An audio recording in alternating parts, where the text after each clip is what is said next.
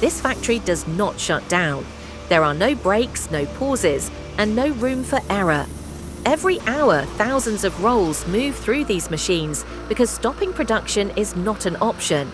Toilet paper may seem like a simple product, but supplying it at a global scale requires one of the most efficient, continuous manufacturing processes in modern industry. From raw fibers and recycled paper to finished rolls ready for shipment, every step is designed to run non-stop, day and night. The operation begins far from the production line. Large volumes of discarded paper arrive at the facility from offices, schools, and commercial buildings. This material is not used randomly. Inside the plant, the paper is carefully sorted based on fiber quality and cleanliness. Only paper with the right characteristics is selected. Anything that does not meet the standards is removed before the process continues. The approved paper is compressed into massive bales, allowing the factory to store and manage hundreds of tons of material efficiently. Once the system is ready, the transformation starts. Each day, enormous quantities of recycled paper are fed into a pulping system. This machine functions like a high-powered industrial mixer. Water is added in large amounts, creating a slurry where paper fibers can separate properly. Heavy-duty rotating blades tear the paper apart, breaking it down into individual cellulose fibers.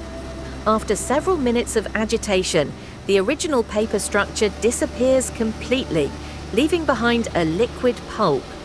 At this point, the pulp still contains unwanted materials. Small fragments of plastic, glue, metal, and other contaminants must be removed. The pulp flows through a sequence of industrial screens and filters that capture anything larger than the fibers themselves. Even after this mechanical cleaning, the pulp remains dark in color. This is because ink particles are still suspended in the mixture. To remove the ink, the pulp enters a flotation system. Air is injected into the liquid, forming millions of microscopic bubbles. Chemical agents are added, causing ink particles to attach to these bubbles. As the bubbles rise, they carry the ink to the surface, forming a foam that is continuously removed. This process gradually clears the pulp, leaving behind fibers that are ready for further refinement. Although the ink is gone, the pulp still lacks the brightness expected from toilet paper. The remaining discoloration comes mainly from lignin, a natural component found in certain paper fibers. To eliminate it, the pulp is transferred into a bleaching tower. Inside this large tank, the pulp is exposed to controlled temperatures and chemical reactions. Over time, the fibers become progressively whiter, reaching the level of brightness required for consumer products. To achieve the correct balance between softness and strength, manufacturers blend different types of fibers. Short fibers provide smoothness and softness, giving toilet paper its comfortable texture. Long fibers add tensile strength, ensuring the paper holds together during use. This precise combination is essential. Too much softness and the paper tears easily. Too much strength and it feels rough. Once the fiber blend is finalized, the pulp is spread into an extremely thin layer on a moving surface. It passes through powerful drying cylinders that remove most of the remaining water.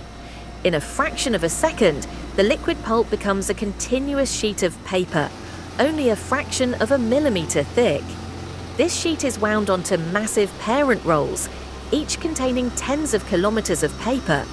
These giant rolls are transferred to the converting section of the factory. Here, the paper is unwound and shaped into its final form. The sheet is perforated at regular intervals so it can be torn easily into individual sections. It also passes through embossing rollers that press patterns into the surface.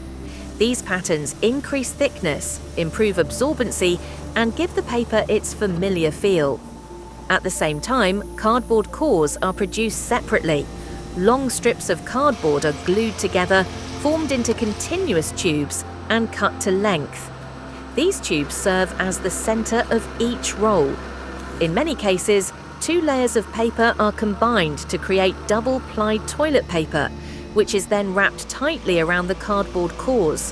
When a roll reaches its target size, it is cut, sealed to prevent unraveling, and moved forward automatically.